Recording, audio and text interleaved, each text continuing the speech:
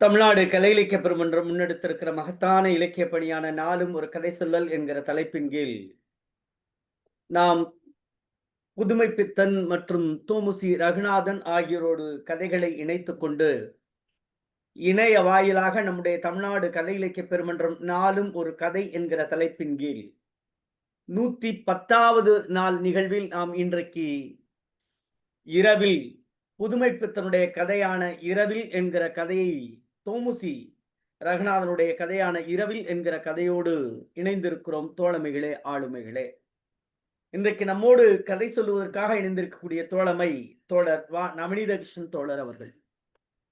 தோழமையை பற்றி சொல்ல வேண்டுமென்றால், நம்முடைய தமிழ்நாடு கலை இலக்கிய பெருமன்றத்தினுடைய விருதுநகர் மாவட்டத்தினுடைய செயலாளர் பணியை சிறப்பாக செய்து நம்முடைய பெருமன்றம் தமிழகம் முழுவதும் பயணிக்கிற மிகப்பெரிய இலக்கிய அமைப்பாக வளர்வதற்கு ஒரு மிகப்பெரிய தூணாக நம்முடைய மாநில பொதுச் செயலாளர் மருத்துவர் தா அரமையா அவர்களோடு இணைந்து தன்னுடைய செயலாக்கம் தருகிற மிகச்சிறந்த சிந்தனையாளர், மேனாள் கிராம நிர்வாக அதிகாரி, இவையெல்லாம் காட்டிலும் ஒரு நல்ல இலக்கிய விமர்சகர், தொண்டுள்ளத்தோடு சமூக சிந்தனையோடு தன்னலம் மிக்காமல் செயலாற்றக்கூடிய கலை இலக்கிய பெருமன்றத்தினுடைய செயல் வீரர் தோழமை மிக்க ஐயா வா நவநீத கிருஷ்ணன் அவர்கள். எந்த தோழமையோடும் சரி நட்பு பாராட்டக்கூடிய, நலம் விசாரிக்கக்கூடிய, மகிழ்வோடு, ஒரு தோழமை உணர்வோடு, ஒரு பரிவோடு, கனிவோடு, நம் நெஞ்சத்தில் மகிழ்வோடு வரவேற்கிற, சொற்களால் வாஞ்சையாக பேசுகின்ற விருதுநகர் மாவட்டத்தினுடைய செயலாக்கம் மிக்க மாவட்ட செயலாளர் வா நவநீத கிருஷ்ணன் அவர்களை நாம் இன்றைக்கு கதை சொல்லிவாக அறிமுகம் செய்தாலும் ஒவ்வொரு நாளும் இந்த நிகழ்ச்சியில் பின்னூட்டத்தால் பெருமை சேர்க்கிறார்.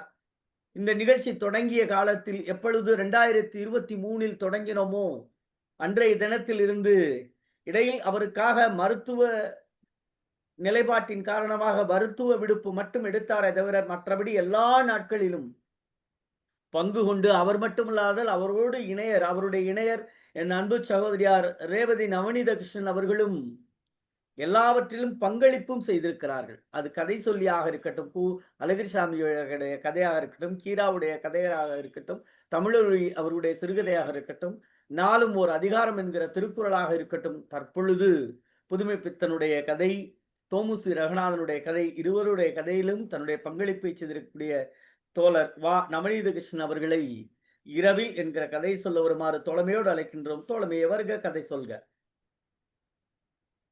அனைவருக்கும் வணக்கம்.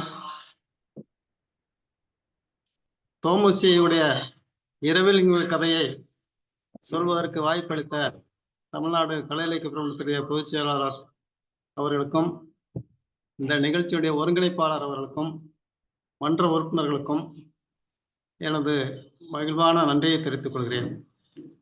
தோமுசி ரகுநாதனை பற்றி எனக்கு முத தெரிஞ்சது 2008ஆம் ஆண்டு நினைக்கிறேன். அப்போ ஒரு சாத்தூர்ல இருக்கக்கூடிய லட்சுமணகுமார் எழுத்தாளர் என்கிட்ட போட்டு, உங்கள்கிட்ட தோமுசி எழுதின பாரதி காலமும் கருத்தும் உடைய புஸ்தகம் இருக்கான்னு கேட்டார். எனக்கு அப்பதான் அந்த தோமுசி பற்றி தெரியும். இடையில சில இலக்கிய கூட்டங்களை வச்சு அவர் சந்திப்பு வச்சு என்கிட்ட இருக்குமான்னு கேட்டேன், எனக்கு தெரியாது. பிறகு ராஜபாளையத்தில் நடந்த கலை இலக்கிய பெருமன்ற கூட்டத்தில் அந்த புஸ்தகத்தை வாங்கி பாரதியோட பாரதி காலமும் கருத்துங்கிற புஸ்தகத்தை படித்தேன். அது ஒரு ஆய்வு நூல், ஒரு 400 பக்கம் இருக்கக்கூடிய நூல். அதுதான் என்னுடைய தோமுசியை பற்றி நூல். அது சாகித்ய அகாடமி விருது பெற்ற நூல். அப்போதான் புரிஞ்சது பாரதியோட ஒரு 6 ஆண்டு கால செயல்பாடு வச்சு பாரதி தீவிரவாதியா இல்லையாங்கிற ஒரு ஆராய்ச்சி பண்ணி அந்த கூட்டம். அது உண்மையிலேயும் என்னை தோமுசியை பற்றி ஒரு புரிந்து கொள்வதற்கு மிக சிறந்தான புஸ்தகம். அதான் தெரிஞ்சது. அதுக்கு பிறகுதான் திரும்ப அந்த தோமுசி புத்தகம் எங்கே கிடைச்சாலும் ஓரளவு பார்க்க சேர்த்து, சரி இப்போ நம்ம கதைக்கு ஆரம்பிச்சோம். சிறுகதையை பொறுத்தவரை அந்த இரவிலுங்கிற கதை இது 1942 43 எழுதியிருக்காரு. இன்னொன்று தோமுசிக்கு அக்டோபர் 20 பிறந்தநாள், 21 பிறந்தநாள் 2 பார்த்தேன். 20ன்னா நாளைக்கு பிறந்த நாள். இன்னைக்கு கூட ஒரு 102 வயசு முடியுது. நாளைக்கு பிறந்த நாளாக இருக்கும். அதனால அந்த செய்தியும் சொல்லிக்கிட்டு இப்போ நம்ம கதைக்குள்ள போவோம். கதை இரவில். பொதுவா மலையாள நாட்டிலேருந்து இந்த கதை ஆரம்பிக்குது. மலையாள நாடுன்னா இப்போ வந்து சுதந்திரம் வாங்குறதுக்கு முன்னாலங்கும்போது சமஸ்தானங்கள் இருந்துச்சு. திருவாங்கூர் சமஸ்தானம், கொச்சின் சமஸ்தானம் அந்த மாரி. அந்த காலகட்டத்து கதை மாரி நம்ம எடுத்துக்குருவோம். அங்க வந்து மலையாளத்துல வந்து பெண்கள் எண்ணிக்கை அதிகம், ஆண்கள் கொஞ்சம் குறைவு பொதுவா. ஏன்னா அந்த இதுல வந்து கொஞ்சம் அடித்தட்டு மக்களுக்கு அங்க ஒரு பஞ்சம் வந்துருது. பஞ்சம் வந்துருது எப்படின்னா, அந்த தோமுசி சொன்னத அப்படியே சொல்றேன், எழுதுனது. மலையாளத்தில் இன்று வயிற்றுக்கு மட்டும் பஞ்சமில்லை. வாலிபர்களுக்கும் பஞ்சம் ஏற்பட்டு விட்டது. பசியின் கொடுமையை சமாளிக்க முடியாமல் பட்டாளத்தில் சாடினர் வாலிபர்கள். அதாவது ஆண்கள் எண்ணிக்கை கொஞ்சம் குறைவா இருந்தாலும், அவர்களும் இந்த பட்டினி கொடுமைக்காக பட்டாளத்துல போய் சேர்ந்துட்டாங்கும்போது, இங்க வந்து கொஞ்சம் இன்னும் வாலிபர்கள் கொஞ்சம் குறைவு ஏற்படுதுன்னு சொல்றாரு. அப்ப என்ன ஆகுதுன்னா, மலையாளத்து பெண்களின் பாடு திண்டாட்டமாய் போய்விட்டது. ஏன் திண்டாட்டமாய் போய்விட்டதுன்னா, பசி ஒரு பக்கம், இன்னொரு பக்கம் அந்த பருவத்துக்குன்னு சொல்லி இவர் வந்து தோமசி நம்ம சொல்றாரு. அப்ப இதுதான் ஒரு அடிப்படை காரணம். இந்த காரணத்த வச்சு தான் கதை நகருது. அந்த பலர்ல வந்து ஒரு பெண் வந்து பெண்ண பத்தி இங்க சொல்றாரு. அவங்க சொல்றா என்ன செய்றாங்கன்னா, அந்த மலையாளத்து நாட்டுல இருந்து பாண்டி நாட்டு பக்கம் போயிட்டோம்னா, பசியை தணித்துக் கொள்ளலாம்ன்ட்டு அவருக்கு வந்து ஒரு சொல்றாங்க.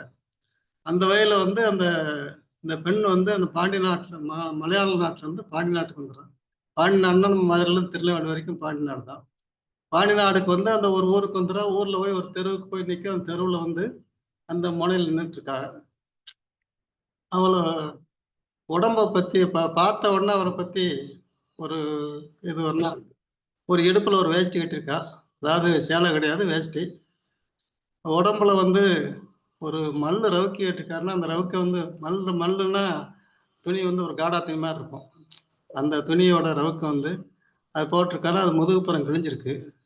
பிறகு மேல ஒரு துணி போட்டிருக்கான்னா, மேலாப்பு போட்டிருக்கான்னா, அது வாழை இல அந்த வாழைத்தார் வாழை இலையோட தாருமா அந்த அ அந்த வாழை இல தார் மாரி அந்த ஒரு மேலாப்பு. அவ்வளவு கடினமா இருக்குன்னு வச்சு அதுக்காக சொல்லியிருக்காங்க. அது ஏதோ இருக்குன்னு கிடக்கவனுக்கு கொட்டிக்கிறேன்னு சொல்லி. இது வந்து அவருடைய உடைய பத்தி சொல்றாரு. அதுக்கு அடுத்து அந்த பெண்ணோட உடம்ப பத்தி சொல்லும்போது, அந்த வயிறு வந்து உள்ள பசியால வயிறுல ஒண்ணா இருக்கு. பசி போய் அந்த வயிறு உள்ள ஒட்டி போய் முதுகெலும்போட போய் சேர்ந்து ஒட்டியிருக்கு. அது பார்க்கறதுக்கு என்ன தெரியுதுன்னா, அந்த வயிறு உள்ள வர்றதுனால, அந்த அவளுடைய வந்து அந்த வத்தின மார்போட கொஞ்சம் வெம்மியா தெரியிற மாரி சொல்றாரு. சொல்லிட்டு இது வந்து முதல்ல உடைய பத்தி சொல்றாரு. உடம்ப பத்தி சொல்லிட்டாரு.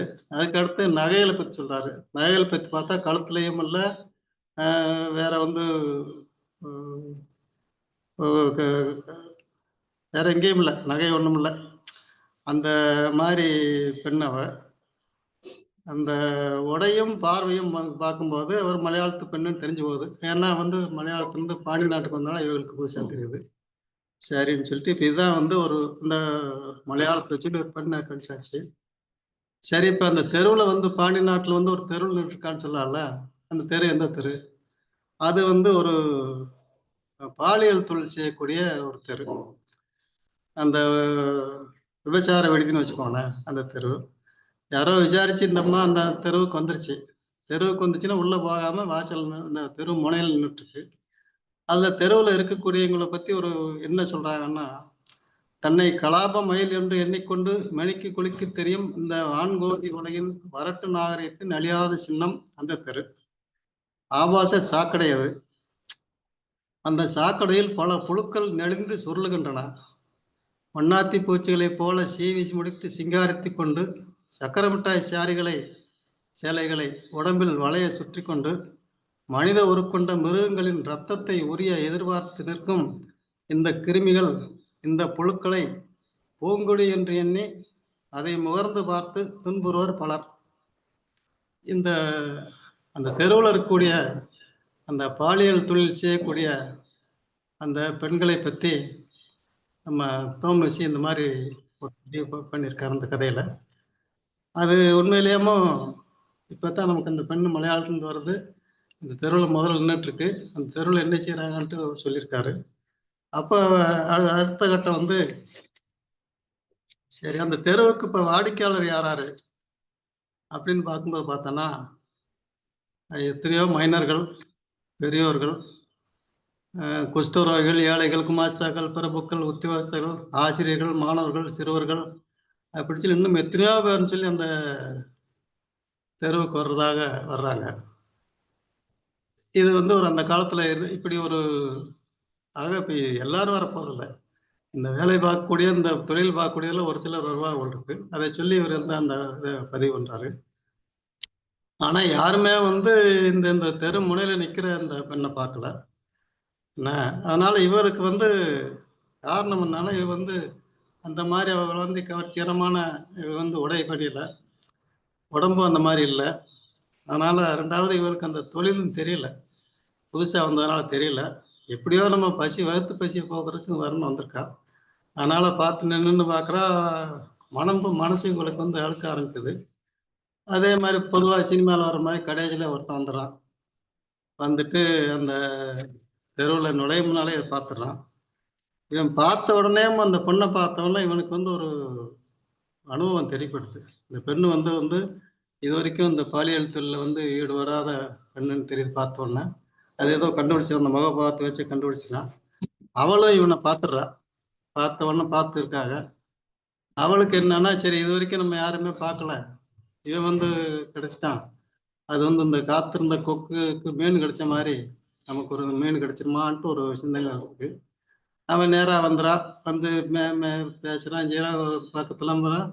இது வந்து தெருவுல முனையில இருக்கிறதுனால அங்கிட்டு என்ன செய்யறான்னா, கூட்டு இருட்டு பக்கம் போயிடுறான்.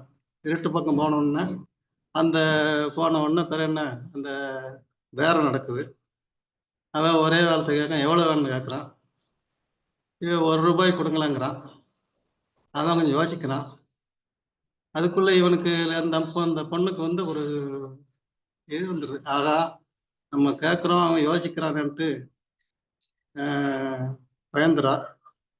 சரி சாமி, நீங்க எவ்வளவு தருவீங்கன்னு சொல்லும்போது இந்த இடத்துல ஒரு பார்க்கணும். சரி சாமின்னு சொல்லும்போது அவளுடைய எவ்வளவு தூரம் இந்த சமுதாயத்துல அடிப்பட்டுல விழுந்துட்டாவ, இப்ப எல்லாரையும் சாமி சாமின்னு கூட்டு பழக்கம் போல் இருக்கு. அதனால தான் அந்த வார்த்தையை பதிவு பண்ணிருக்கார். சரி சாமி, நீங்க எவ்வளவு என்னதான் தருவே இருக்கிறான். அவன் வந்து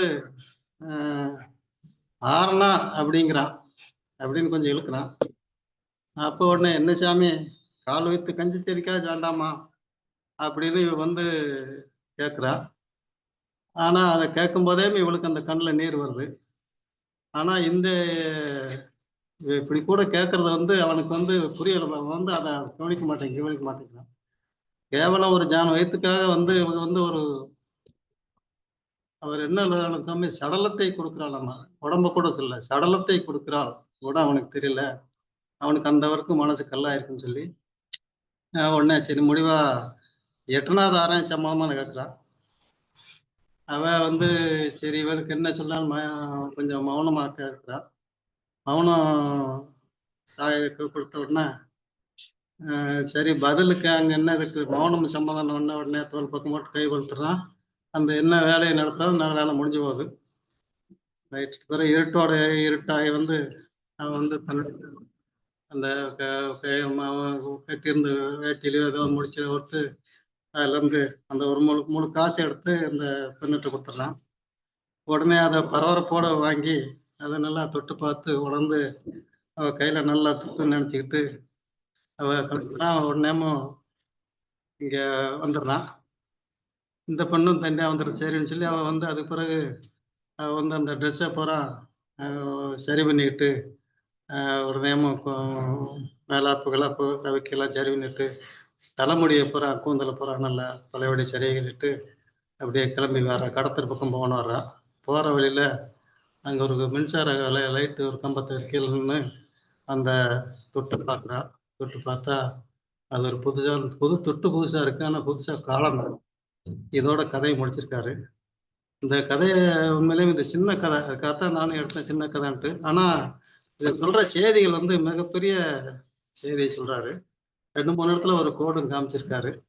அந்த எனக்கு இந்த கதையை முதல்ல வாசிக்கும் போதேமோ இது வந்து தோமசியோட ஒரு இன்னொரு பாறையை காட்டுது. பாலியல் தொழிலாளி. உண்மையிலே இந்த பொண்ணு பாலியல் தொழிலாளி கிடையாது. பஞ்சாயத்துல வந்து இப்போ படிவட்டு இங்க வந்து வந்திருக்காங்க. ஆக இந்த கதையை படிக்கும்போது எனக்கு வந்து இந்த புதுமை பித்தன் எழுதிய பொன்னகரம் கதை வந்துச்சு.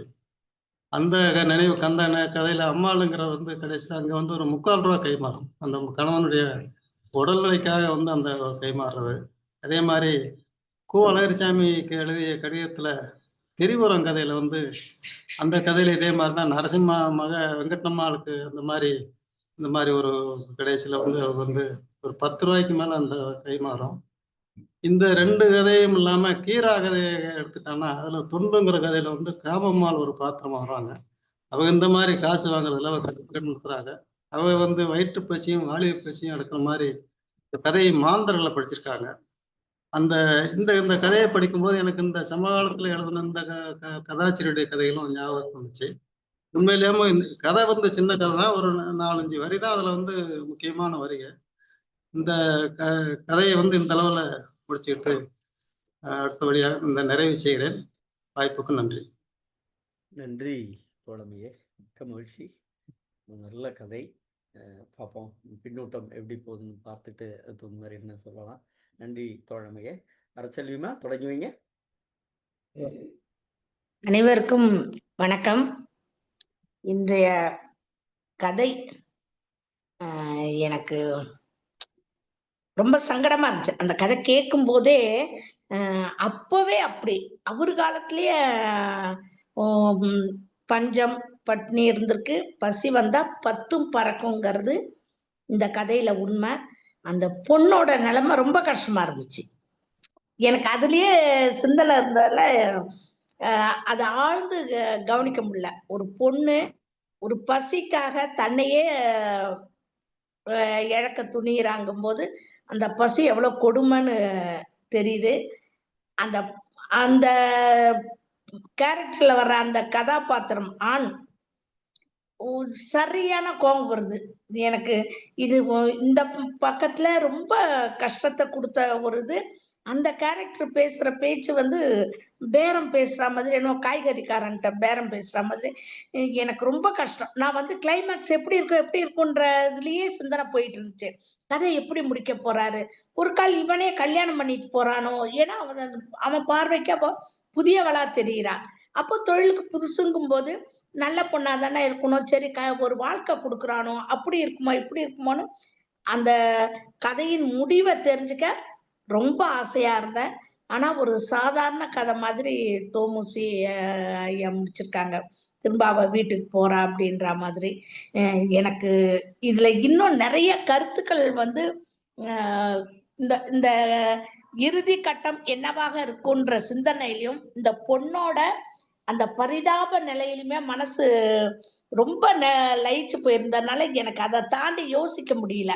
இப்படி சமுதாயத்துல அப்படி இருந்துச்சு இப்படி இருந்துச்சு எதுவுமே தெரியல. இது 2 மட்டுமே எனக்கு தெரிஞ்சதுனால அந்த முடிவு எனக்கு பெருத்த ஏமாற்றத்தை கொடுத்துச்சு. அதே சமயம் அந்த பெண் கேரக்டர் ரொம்ப வலியவும் கொடுத்துச்சு. ரொம்ப கஷ்டமா இருந்துச்சு நினைக்கும் போதே.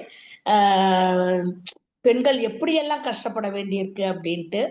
அதனால நம்ம ஆளுமைகள் வந்து அந்த கதை குறித்த நிறைய செய்திகளையும் கருத்துக்களையும் நான் எதிர்பார்க்கிறேன். உங்கள்கிட்ட இருந்து தான் நான் எல்லாத்தையும் தெரிஞ்சுக்கணும்னு ஆசைப்படுறேன். அனைவருக்கும் தீபாவளி நல்வாழ்த்துக்கள். வாய்ப்புக்கு நன்றி, வணக்கம். நன்றி தோழமையே, மகிழ்ச்சி. இதே என்ன சொல்றது, மனம் இதயம் கனமாக இருக்கிறது அப்படிங்கிறத வார்த்தை வருது, வேற ஒன்றும் இல்லை. மிக்க மகிழ்ச்சி தோழமையே. அடுத்ததாக விஜிலா தோழர். அனைவருக்கும் வணக்கம். நவநீத கிருஷ்ணன் தோழர் வந்து மிக அருமையாக கதை சொன்னதோட மட்டுமில்லாமல் இந்த மாதிரி பெண்களுடைய கதாபாத்திரங்களை படைத்த படைப்பாளிகளினுடைய ஒவ்வொரு கதையமாக பொன்னகரம் இப்படி ஒவ்வொரு கதையும் சொன்னது இன்னும் சிறப்பாக இருந்தது. ஒரு ஆய்வுக்கான இது எடுத்த மாதிரி இருந்தது. நிறைய தகவல்களை திரட்டி சொன்னதாக இருந்தது. இந்த கதையை எடுத்தோம்னா கதையில ஆரம்பத்துல அவர் அந்த பெண்ணை வந்து வர்ணிக்கும் போது இந்த அடையில் ஒரு வேட்டி கட்டி இருந்தாள் என்று சொன்னார்கள். அது வந்து முண்டுன்னு சொல்லுவாங்க. வெள்ளை நிறத்துல இருக்கும். கீழே ஒண்ணு கட்டியிருப்பாங்க, ஒரு ரவிக்க போட்டிருப்பாங்க, மேல ஒரு துணி போட்டிருப்பாங்க. அது முண்டுன்னு சொல்லுவாங்க. அதை அணிஞ்சிருக்கிறா. அதை வந்து இந்த அவருடைய வர்ணனையின் மூலம் நம்மளால கண்முன்ன கொண்டு வர முடியுது. அப்புறம் முதல்ல ஆரம்பத்துல அந்த கதாபாத்திரத்தை பத்தி சித்தரிக்கும் பொழுது அந்த பெண் மேல வந்து அவளை ஒரு பழி சுமத்துவது மாதிரியும் ஒரு கீழ்த்தரமாகவோ அவள் இருக்கின்ற இழிநிலையை வந்து ஒரு மாதிரி எழுதுற மாதிரி தோணுது. ஆனா போக போக அப்படியே ஒரு யூட்டர்ன் அடிச்ச மாதிரி அவளுடைய அவ மேல ஒரு பரிதாபம் வர்ற மாதிரியும் அப்படியே கொஞ்சம் அப்படியே மாத்தி கொண்டு வர்றாரு. அவ வந்து தொழில் புதிதாக ஆரம்பிக்கிறாள். அவள் வந்து ஏழ்மையின் காரணமாக அது தொழில்னு கூட சொல்ல முடியாது. அன்றைய பசிக்கு அவ வந்து அந்த மாதிரி வந்து அந்த இடத்துல நிக்கிறாள் என்னவோ தெரியல. நம்ம சாதாரணமா சொல்ல மாதிரி கஸ்டமர் அப்படின்னு சொல்ற மாதிரி அவன் பார்த்த உடனே வந்து இது அடிபடாத சரக்கு அப்படின்னு வந்து அவன் புரிஞ்சுக்கிறான் அப்படின்னு சொல்லிட்டு. அப்புறம் அந்த அரசியல்வி அம்மா சொன்ன மாதிரி அந்த பேரம் பேசுதல் அப்படிங்கிறது ரொம்ப வருத்தமா இருந்தது. ஏன்னா காய்கறி வியாபாரம் மாதிரி அது ஒரு வியாபாரம், பேரம் பேசுற மாதிரி இருந்தது. முடிவு வாசிக்க வாசிக்க நானுமே அப்படிதான் அந்த கதையினுடைய கடைசி வரியை பார்க்கும்போது அது வெளிச்சத்துல வந்து அவ பார்க்கும்போது அவ கேட்டது வந்து அரையனா கேட்டிருக்கிறா, அவளுக்கு கிடைத்தது காலனா அப்படிங்கும்போது ஒரு பெரிய ஏமாற்றம். இங்கேயே இந்த வியாபாரத்துல ஏமாத்துற மாதிரி இங்கேயும் ஏமாத்திட்டு போயிட்டாங்க. ஆனா ஒண்ணு நிறைய இந்த பெண்களுடைய இந்த மாதிரி தள்ளப்பட்டவர்கள் இல்லைன்னா வந்து தள்ளப்பட்டவர்கள் இது எதுக்காக அப்படி சொல்றேன் அப்படின்னா ஒரு எய்ட்ஸ் நோயால் பாதிக்கப்பட்டவர்கள் அது பெரும்பாலும் வந்து இந்த மாதிரி தொழில் செய்தவர்கள் தான்.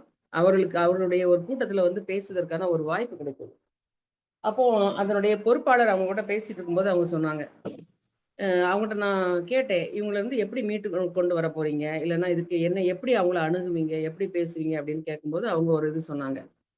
இந்த தொழில்ல போன பிறகு அவங்களுக்கு நாங்க வந்து தையல் எந்திரம் தர்றோம், இல்லைன்னா வந்து ஒரு அயன் பாக்ஸ் வாங்கி தர்றோம், இல்லைன்னா வேற ஒரு தொழில் வந்து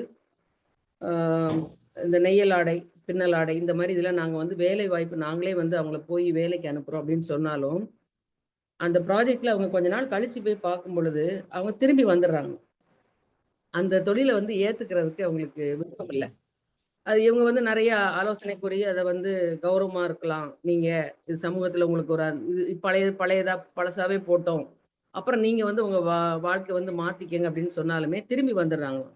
சொன்ன பதில் வந்து எனக்கு ரொம்ப அதிர்ச்சியா இருந்தது. என்ன அப்படின்னு சொன்னா, இந்த தொழில் எங்களுக்கு எளிதா இருக்கு அப்படின்னு சொன்ன மாதிரி இருந்தது. எனக்கு ரொம்ப ஒரு மாதிரி அதிர்ச்சியா இருந்தது. ஒரு அவங்க சொன்னதுனா பேசினதை நிறைய சொல்லிட்டே போலாம். ஆனா அவங்க வந்து திருப்பி மெனக்கெட விரும்பல. ஒரு காலையில இருந்து சாயங்காலம் வரைக்குமோ இல்லைன்னா மதிய நேரம் வரைக்கும் வேலை பார்ப்பதற்கோ இல்லைன்னா வந்து ஒரு தையல் எந்திரத்துல இருந்து ஒரு சட்டை தைப்பதற்கான இது வந்து அவங்களுக்கு வரல அப்படின்னு சொன்னாங்க. இந்த தள்ளப்படுகிறார்களா சில இதுல பார்க்கும்போது கணவன் நம்ம வந்து சமூகத்தை சொல்றோம், வீட்டு ஆட்களாகவே சொந்த தகப்பன் தாயாலையும் கூட இந்த சினிமா திரைகளை கூட கேள்விப்படுறோம், உள்ள பிடிச்சி தள்ளி முதல்ல சினிமான்னு போய் அப்புறம் அந்த தொழிலுக்கு தள்ளப்படணும். ஆனா அந்த இதை வந்து யோசிக்கும் போது இப்படி ஒரு அவல நிலை சமூகத்துல இருக்கேன்னு ஒரு வருத்தம் வந்தாலும் இதை தவிர அவங்களுக்கு வேற ஆப்ஷனே இல்லையா அப்படிங்கிற மாதிரி தோணுச்சுது. எனக்கு ரொம்ப வருத்தமா இருந்தது இந்த இது. கருத்தை வந்து பதிவு செய்வதற்கு இது ஒரு களமாக கலை இலக்கிய பெருமன்றம் தந்திருக்கிறார்கள். அவர்களுக்கு மிக்க நன்றி. வணக்கம் தோழமையே. நன்றி தோழமையே, மிக்க மகிழ்ச்சி. அடுத்ததாக பணித்திரு பாலசுப்ரமணியன். அனைவருக்கும் வணக்கம். இந்த கதையை தோழர் நவநீத கிருஷ்ணன் அவர்கள் மிக அருமையான குரலில் அருமையான கருத்துக்களால் சொன்னார்கள். அவர்களுக்கு என்னுடைய பாராட்டுகள். இந்த கதை உண்மையிலேயே அரசியல்வி அம்மா சொன்ன மாதிரி மனதை உருக்கக்கூடிய வருத்தக்கூடிய ஒரு கதை தான். ஏன்னா இது மாதிரியான பெண்கள் நிலை அப்படிங்கிறது ரொம்ப ரொம்ப கொடுமையானது தான். ஆனால் இது இன்று நேற்று அல்ல, இது சங்க காலத்திலிருந்தே தொடங்கிய ஒன்று அப்படிங்கிறத நம்ம பார்க்குறோம். ஏன்னா அதில் கூட சங்க காலத்தில் இந்த 5 நிலைகளில் இவங்களை பகுக்கிறாங்க. என்ன அப்படின்னா விலை மகளிர், பொது மகளிர், வரைவின் மகளிர். இந்த 3 பேரும் ரொம்ப ரொம்ப கீழானவங்களாம். நான் சொல்லலை, சங்க இலக்கியத்தில் சொல்லப்படுது.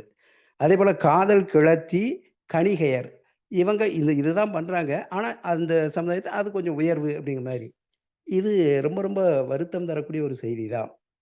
எங்கள் பேராசிரியர் சங்க இலக்கியம் நடத்தும்போது அவர் சொன்ன ஒரு வேடிக்கையான செய்தி என்னென்னா, 2 பசி உண்டு, ஒன்று குடல் பசி, இன்னொன்று உடல் பசி. குடல் பசி அது தாய் தீர்க்கலாம், மற்ற யாராவது தாய்மார்கள் தீர்க்கலாம். ஆனால் உடல் பசி அப்படிங்கிறது அது கிடைக்காதவர்கள் இது மாதிரியான ஒரு நிலையில இந்த பெண்களை வீணாக்குகிறார்கள் அப்படின்னு ஆண்கள் மேல பழி சொல்லுவார் எங்க பேராசிரியர் ஒருத்தர். ஆகவே இந்த குடல் பசியும் உடல் பசி இந்த பெண்ணுக்கு வந்து உடல் பசி தேவையில்லை. ஆனா குடல் பசியை தீர்ப்பதற்காக உடல் பசியை தணிக்க வருபவர்கிட்ட இவ பேரம் பேசக்கூடிய ஒரு அவலமான ஒரு நிலை அப்படிங்கிறது வருந்தத்தக்கது தான். அதுல அவன் பேரம் பேசுறவனும் என்ன பண்றான், இதே ₹1 கேட்டதுக்கு 6 அணா தரேன்றான். அப்புறம் இருட்டுக்குள்ள தரேன் அப்படின்னு சொல்லிட்டு காலனாவா கொடுத்துட்டு ஓடிடுறான். அப்போ இந்த சமுதாயத்துல இந்த பெண்களுடைய நிலை இது மாதிரியான பெண்களுடைய நிலை ரொம்ப மோசமா தான் இருக்கு. இதுல நான் சில செய்திகள் பார்த்தேன். விஜிலா தோழர் சொன்ன மாதிரி இதுல அதாவது கேட்க சகிக்காத பிணிகள் இவர்களால வருது. இந்த மாதிரியான பெண்களால பார்க்க பொறுக்காத பெருநோய்கள் இந்த வகையான பெண்களால பரவுது. இவர்களால் வரக்கூடிய அந்த பெருநோய்கள் எல்லாம் இவருடைய சந்ததிகளையும் பிற்கால சமுதாயத்தையும் பாதிக்குங்கிறத யாருமே உணரல. ஏன்னா இந்த சிற்றின்ப வேட்கை அப்படிங்கிறது அவர்களை இத்தகைய கொடூரமான ஒரு நிலைக்கு தள்ளுது.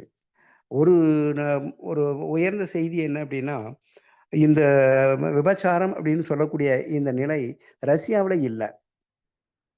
உலக நாடுகள்லேயே ரஷ்யாவில் இந்த விபச்சாரம் அப்படிங்கிறதே இல்லை. காரணம் என்ன அப்படின்னா, அங்கே சமூக வாழ்க்கையில் சம உரிமை எல்லோருக்கும் வழங்கப்பட்டதுனால இந்த இந்த கொடூரம் அங்கே இல்லை அப்படிங்கிறது ரொம்ப ஒரு பாராட்டுதற்குரிய ஒரு செயல். நமது நாட்டை பொறுத்தவரையில் எங்கே அப்படின்னா, இந்த கதை எழுதப்பட்டது 1942 சுதந்திரம் கிடைக்கிறதுக்கு முன்னாடி. அப்போ இந்த சமஸ்தானங்கள்லாம் இருந்தது. பேராசிரியர் கருமுருகன் அவர்கள் சொன்னது மாதிரி சமஸ்தானங்கள் இருந்த சமயம் அப்போ. அப்போ இதில் நம்ம நாட்டில் எந்தெந்த இடங்கள்ல இல்லை அப்படின்னா, பரோடா, மைசூர் மாகாணம், அதேபோல் திருவிதாங்கூர் இந்த பகுதிகளில் இந்த மாதிரியான அந்த விபச்சாரம் அப்படிங்கிறது இல்லாமல் இருந்திருக்கு. அதையும் நம்ம பாராட்ட தான் வேணும்.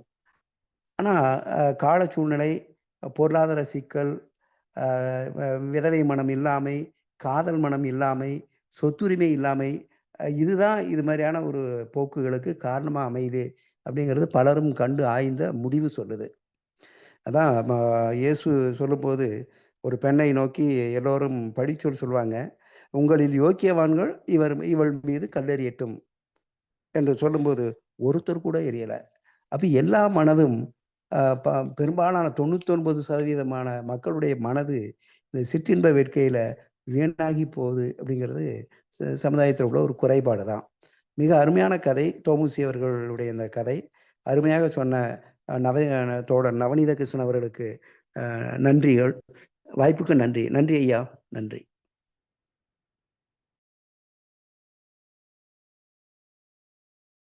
நன்றி நன்றி தோழமையே. மிக்க மகிழ்ச்சி. சிவசுப்ரமணிய தோழர். அன்பான தோழர்கள் அனைவருக்கும் வணக்கம். இன்னைக்கு இரவில் என்ற தோமுசி கதையை நவநீத கிருஷ்ணன் அவர்கள் நல்ல கதையை உள்வாங்கி ஆற்றலுக்காக சொன்னார். வாசிக்க வேண்டியதை வாசித்ததும் முத்தாய்ப்பாக இருந்தது. அது வித்தியாசமா அது சரிதான். அவரை பாராட்டி மகிழ்கிறேன். அதாவது பெண்கள் கல்வி கற்க அனுமதி இல்லாத காலத்தில் பொருளாதாரத்தில் பூச்சியமாக இருந்தனர். அதனால்தான் இந்த தொழிலுக்கு ஆண்களால் தள்ளப்பட்டனர். முழுக்க ஆண்கள் தான் இதுக்கு காரணம்.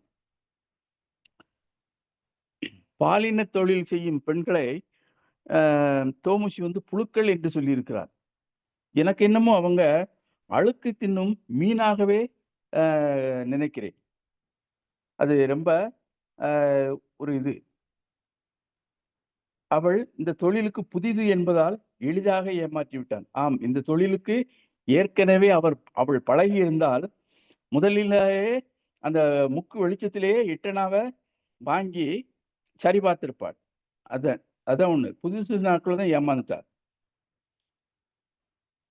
அதுவும் பாருங்க, அவனை சாமின்னு சொல்லுதா, மனமாற சாமின்னு சொல்லுதா.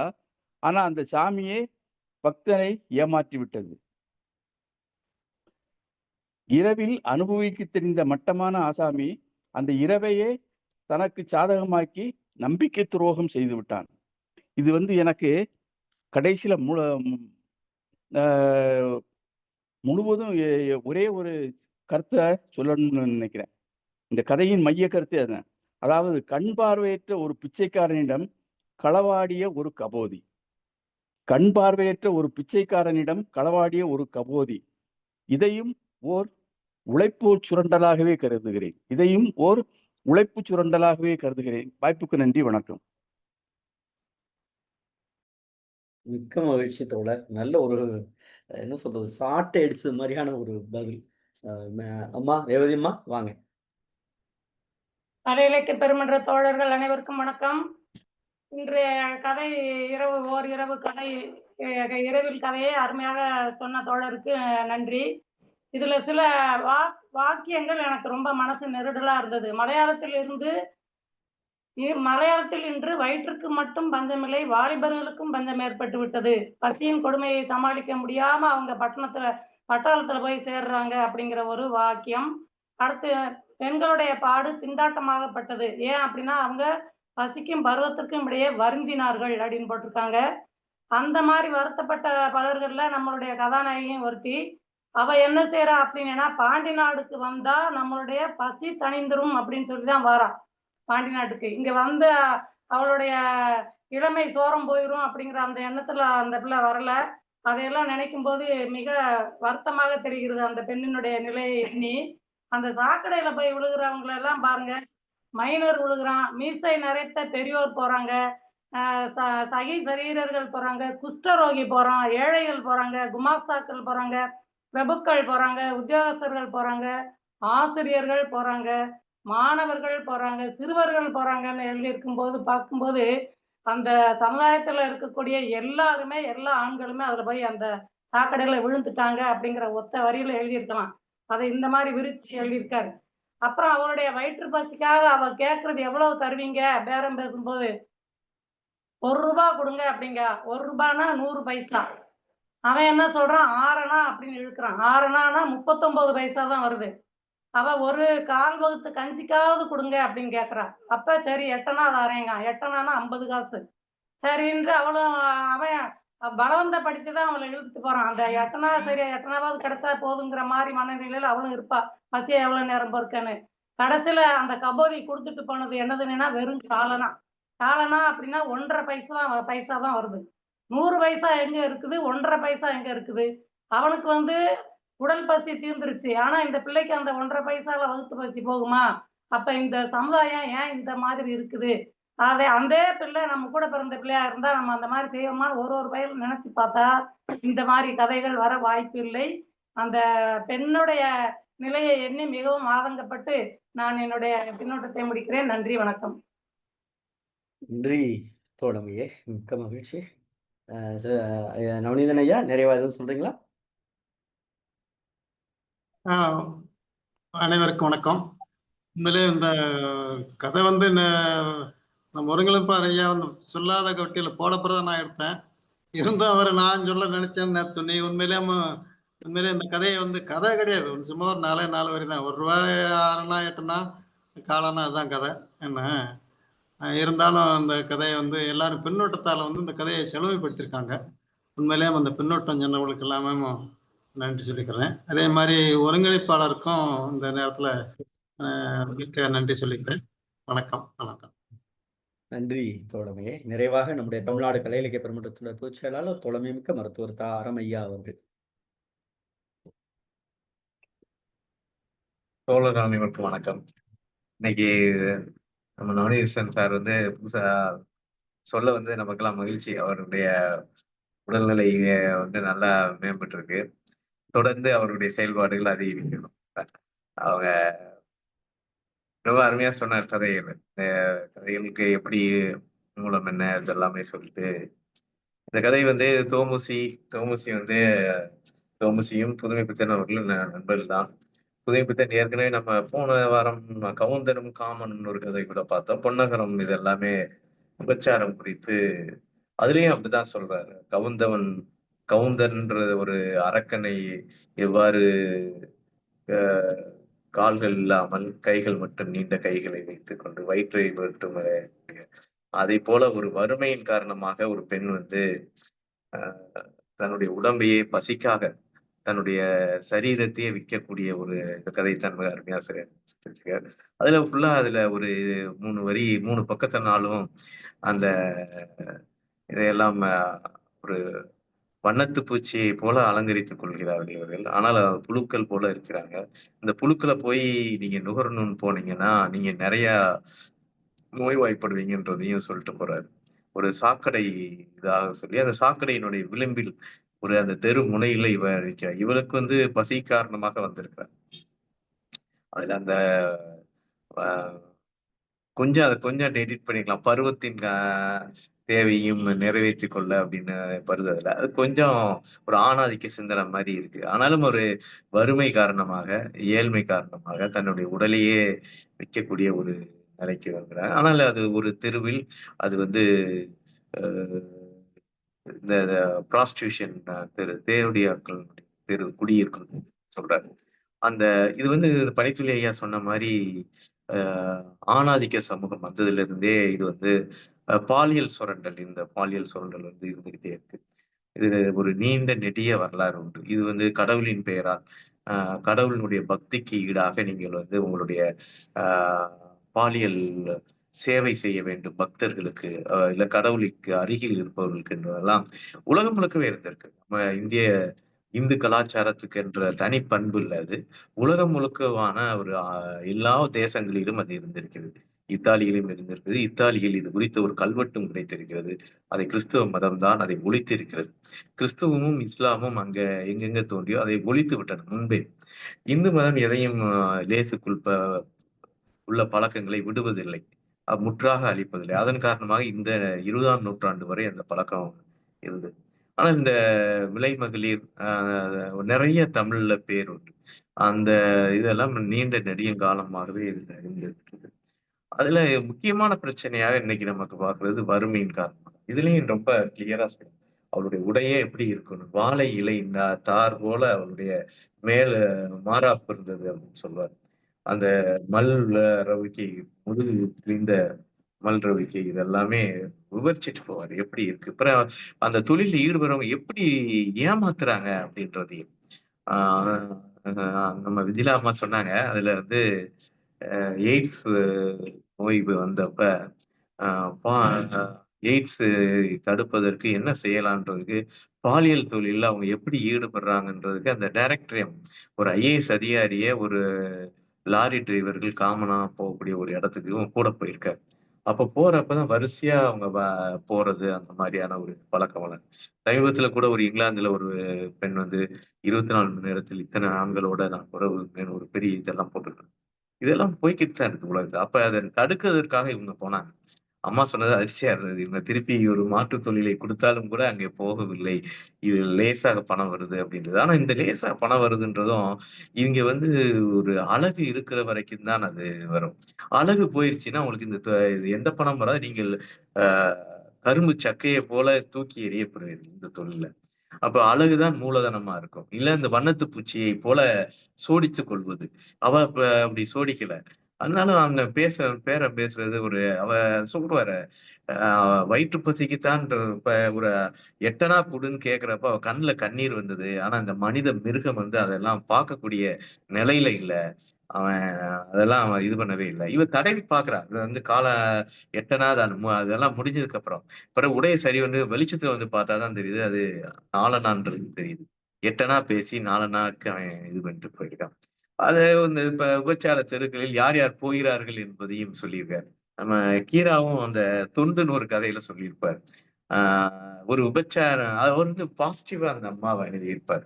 அந்த விபச்சாரம் ஒரு இளம் விதவை யாரும் மறுமணம் செய்யாததால் எப்படி விபச்சார தொழிலுக்கு போனால் அது ஆங்கிலேய போலீஸ் ஒரு ஊரை சூறையாட வரும்போது அவர்களிடம் எப்படி சமாளித்தால் என்பது. கூவலர்சாமியும் அந்த மாற்றம்னு ஒரு கதையில சொல்லியிருப்பார். ஒரு சுதந்திர போராட்ட காலத்தில் சுதந்திரத்துக்கு முன்பாக ஒரு அப்போதுதான் வறுமையின் காரணமாக இந்த தொழிலுக்கு வந்தவங்க எப்படி இருந்தாங்க. சுதந்திரம் கிடைச்சிருச்சு. சீனா சுதந்திரம் கிடைச்ச உடனே ரொம்ப பெருசா மாறிச்சு. ஆனால் இந்தியாவில் எப்படி இருக்குன்னு அதே வி- ஒரு பஸ் ஸ்டாப்புக்கு வந்தப்ப முன்னாடி ஒரு 3-4 வருஷத்துக்கு முன்னாடி சுதந்திரத்துக்கு முன்பாக நம்ம அந்த இடத்த பார்த்தோமே, அவங்க இன்னும் விபச்சாரம் தான் பண்ணிக்கிட்டு இருக்காங்களான்னு போய் பார்ப்பாரு. அப்பயும் விபச்சாரம் ரொம்ப முன்னாடி வந்து தயங்கி தயங்கி பண்ண விபச்சாரம் வந்து இப்ப ரொம்ப ஒரு விமர்சையாக நடந்துகிட்டு இருக்கும். அப்ப அத என்ன இந்த சுதந்திரம் வந்து ஏன் இவங்களுடைய வாழ்வையெல்லாம் மாத்தல அப்படின்ற கேள்வியை அந்த இதுல கேட்டிருப்பாரு. இப்படி பல எழுத்தாளர் நம்மளுடைய பல இடங்கள்ல நிறைய எழுத்தாளர்கள் நம்ம ஒரு சாத்தூர் சேர்ந்த ஒரு ஐஏஎஸ் அதிகாரி ஒரு சிறுகதை தொகுப்பில் இருந்தார். அதில் ஒவ்வொரு ஊருக்கும் ஒரு ஆள் இருப்பாங்க. அந்த காவல் நிலையத்தோடு தொடர்புல இருப்பாங்க இவங்க. ஏன்னா இவங்க கேஸ் வேணும்னா இவங்களை பிடிச்சுக்கிடுவாங்க. அதுல ஒரு கதை நம்ம எழுத்தாளர் காமராஜ் சாத்தூர் சேர்ந்தவர். அவரும் மருளாடிகள் அப்படின்னு ஒரு கதை எழுதியிருக்காரு.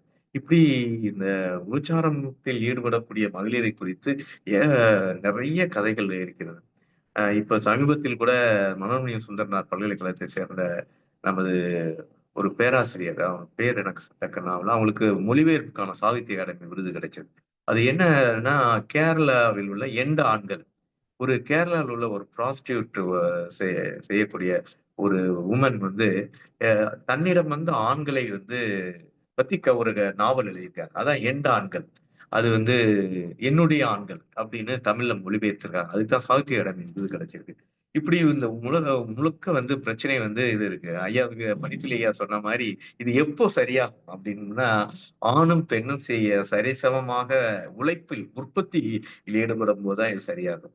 இப்ப வந்து பெண் வந்து உற்பத்தியிலிருந்து ஒதுக்கி வைக்கப்பட்டிருக்காங்க. அப்ப அவங்க செய்யற வேலைக்கெல்லாம் பணம் கிடைக்காது. ஆனா அவங்க நிறைய வேலை செஞ்சுக்கிட்டு தான் இருக்காங்க. வீட்லயோ இல்ல இங்க ஆனா ஆண் தான் பணம் திரளக்கூடிய வேலை செஞ்சுக்கிட்டு இருக்காங்க. அப்ப பெண்கள் கையிலும் பணம் வைக்கணும். உழைப்பு சுரண்டலிலிருந்து விடுபடும் போதுதான் இதெல்லாம் முதலில் உற்பத்தி சக்தியில் ஆணும் பெண்ணும் சமமாக ஈடுபட வேண்டும். உழைப்பு சுரண்டலிலிருந்து விடுபட வேண்டும். அப்போதுதான் இந்த விபச்சாரம் இல்லாத சமூகம் உருவாகும். அதுக்கு ஒரு உதாரணம் தான் சோவியத் ரஷ்யாவில் அது ஒழிக்கப்பட்டது என்பது.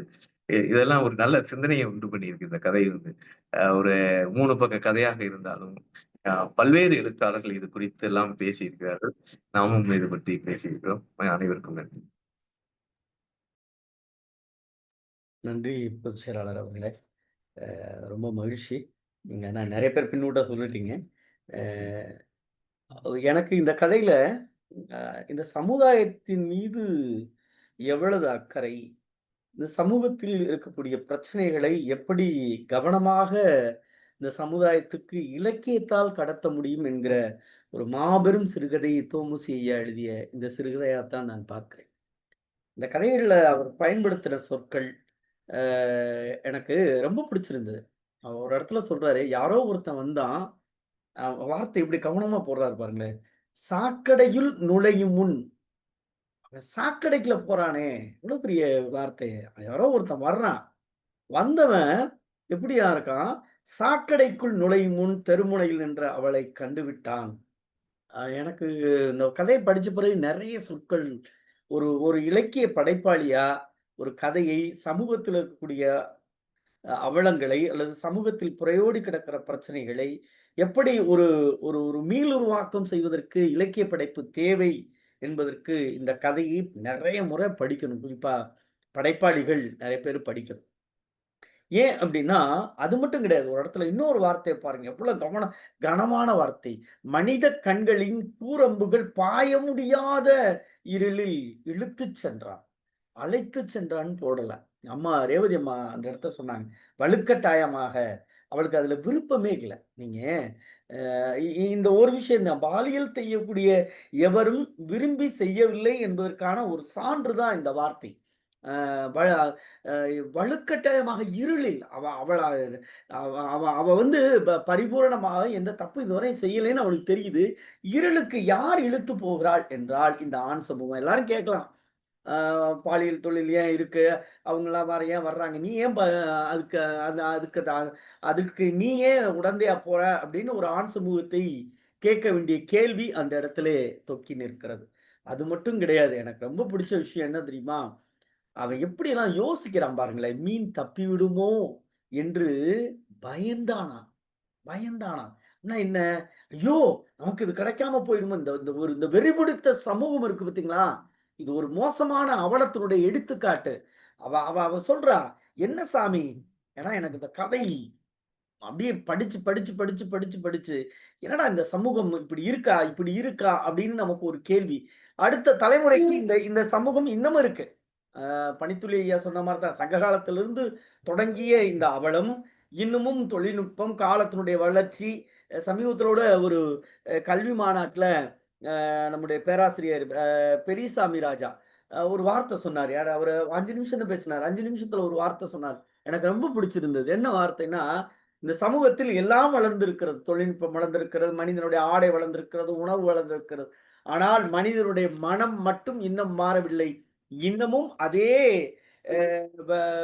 ஜாதிய குறியீடு, மத குறியீடு அல்லது அடிமைப்படுத்துகிற குறியீடோடு இருக்கிறதே, அது மட்டும் மாறலை, மற்ற எல்லாம் மாறி இருக்கேன்னு அவர் போற போக்குல ஒரு வார்த்தை சொன்னார்.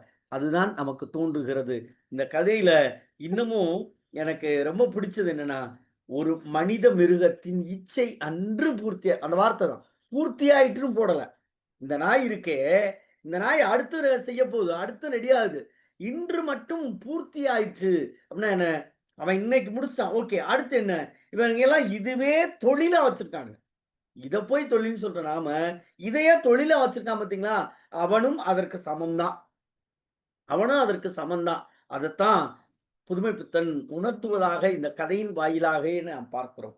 எனக்கு ரொம்ப ஆச்சரியமா பார்க்கிற வரி, போகிற வழியில் பாருங்களேன், அவன் மேல அவனுக்கு எவ்வளவு நம்பிக்கை இருக்கு பாருங்களேன். அவளுக்கு இவன் நமக்கு பேசின காசை குடுத்துருவான் அப்படின்னு ஒரு நம்பிக்கையோட தானே அவர் போற வழியில். இல்லைன்னா நம்பிக்கை இல்லைன்னா அப்பவே அவ கையை பார்த்திருப்பா. அப்பயே நில்றா அப்படின்னு பிடிச்சிட்டு போய் காசை கனெக்ட் பண்ணிக்கலாம். அப்பெல்லாம் பார்க்கல. எவ்வளவு நம்பிக்கையோடு அவன் செய்தான். இந்த நம்பிக்கை துரோகிகள் இருக்கிறவரை இந்த சமுதாயத்தை திருத்த முடியாது. இந்த நம்பிக்கை துரோகிகள் ஏன் அப்படின்னா, எல்லாம் என்ன புதுசு புதுசா அது வார்த்தையை நிறைவா செய்யும் போது ஒரு வார்த்தை சொல்லிடுவார், புது காலனா. எல்லாம் என்ன நினைக்கிறானா புதுசு புதுசா. இப்போ நம்ம இப்ப நாங்களாம் கல்லூரி ஆசிரியர்கள்லாம் என்ன பண்ணோம்னா, சிஏஎஸ்க்காக போராடிட்டே இருந்தோம். சிஏஎஸ்க்காக போராடிட்டே இருந்தோம். எப்படி உலகம் போகுதுன்னு பாருங்களேன். சிஏஎஸ்க்காக போராடிக்கிட்டே இருந்தோம். 2020லேருந்து போராடுறோம். கிட்டத்தட்ட ஒரு நிறைய 40, 50 போராட்டங்கள் பண்ணிட்டோம். இப்போ அதெல்லாம் விட்டுட்டோம். எல்லாம் இப்போ கல்லூரியை தனியார் மயமாக்காதே அப்படின்னு போராட்டம். ஏன்னா புதுசு புதுசா ஒன்றை கொண்டுட்டு வரும்போது என்ன பண்றோம்னா, அதை எதற்காக போராட வேண்டிய போது இருக்கிறதோ அதை மறந்து விட்டு இன்னொன்றை போராடுவது போலதான் இதுலேயும் அப்படிதான். இந்த ஆண் சமூகம் என்பது திருந்த வேண்டும். இல்லை என்றால் அந்த ஆண் சமூகமும் அதற்கு ஒப்பானவர்கள் என்கிற செய்தியோடு நிறைவு செய்கிறோம். தோழர்களே, இந்த கதை என்பது சொல்லுவதற்கு ஒன்று ஒரு தயக்கம் கிடையாது. இந்த சமூகத்தினுடைய அவலத்தை இலக்கியமாக இருக்கக்கூடிய கலை இலக்கிய பெருமன்றத்தை போன்ற பொது உடைமை சிந்தனையுடைய நாம் சொல்லாவிட்டால் யார் சொல்லுவது என்கிற நிலைப்பாட்டில் தான் இந்த கதையை நமக்கு என்றைக்காவது யாராவது வராவிட்டால் இந்த கதையை சொல்லலாம் என்கிற ஆசையோடு ஆர்வத்தோடு இருந்தோம். ஆனால் என்னுடைய அன்பு சகோதரர் அந்த வாய்ப்பை எடுத்திருந்தாலும் நான் என்ன நிலையில் சொல்ல விரும்ப வேண்டினோ அதே நிலைப்பாட்டில் சொன்ன இன்றைய கதை சொல்லி தோழர் நவநீத கிருஷ்ணன் அவர்களுக்கும் பின்னூட்டத்தால் பெருமை சேர்த்த ஆளுமைகளுக்கும் தமிழ்நாடு கலை இலக்கிய பெருமன்றத்தின் சார்பாக நெஞ்சம் நிறைந்த வாழ்த்துக்களையும் பாராட்டுகளையும் பதிவு செய்து, தோழர்களே, நாளைய தினம் இரவு 8 மணிக்கு அப்படின்னு சொல்லலாம் தான் ஆசை. பொதுச் செயலாளர் சரின்னா ஒரு நாள் லீவ் விடலாமா அப்படின்னு இந்த அவையின் சார்பாக கேட்டுக்கொள்கிறோம். இல்ல முருகன் நாளைக்குனாலும் நாளைக்கு லீவ் விட்டுருவையா? நன்றி. ரொம்ப என்ன சொல்றது, ஆனா நாங்க ரெடி. மனசுல தேன் வார்த்தது மாதிரி இருக்கு. பால்லாம் இல்ல, தேனே வார்த்தது மாதிரி இருக்கு. நானே கேட்கலான்ட்டு தாங்க இருந்தேன். போன தடவை அப்படி பொங்கலுக்கு கேட்டுட்டு நான் கதை சொல்ற டயத்துல கை வச்சுட்டீங்களா, அதனால வாயை மூடிட்டேன். பரவாயில்ல, உட்காந்து கதையவே கேட்டுருவோம் வேண்டாம் அப்படின்னு பள்ளிக்கூடத்துக்கு லீவ் விட்டா மாதிரி அவ்வளவு சந்தோஷமா இருக்கு லீவுன்னு. நன்றி தோழமே. மகிழ்ச்சி, நன்றிங்க. நாளைக்கு ஒரு நாள் மட்டும்தான் தற்காலிக விடுப்பே தவிர அது அடுத்த நாள் தொடரும். வழக்கம் போல நம்முடைய தமிழ்நாடு கலை இலக்கிய பெருமன்றத்துடைய தோழர் ஜீவா அவர்களுடைய சிந்தனை பயணம் ஓட்டம் ஒவ்வொரு நாளும் இலக்கியத்தால் 8 மணிக்கு இணைய வாயிலாக தொடர்ந்து பயணிப்போம். நன்றியும் வாழ்த்துக்களும்.